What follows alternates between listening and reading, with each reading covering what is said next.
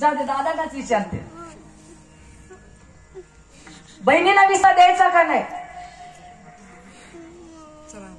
जाऊ द्या, आम्ही अथर्व, दीदीला विसा द्यायचा का नाही? नाही द्यायचा. बक्षीस द्यायचं आपल्याला. काका, बहिणीला विसा द्यायचा का नाही? द्यायचा म्हणतात. बघा इथंच किती पलटी मारते. बरं असू द्या, तुम्ही उभं राहणार आहे. बहिणीला विसा द्यायचा का नाही? नाही म्हणतो. विसा म्हणजे काय इकडं पण कळालंय. बरोबर आहे. बसलेल्या दादा वडीलधारी मंडळी, ताईसाठी विसा द्यायचा का नाही? कंटाळा आला काय? अहो नाही, त्याचं बी उत्तर देऊ आपण. इकडे आहे ना, पार्टी आहे अजून.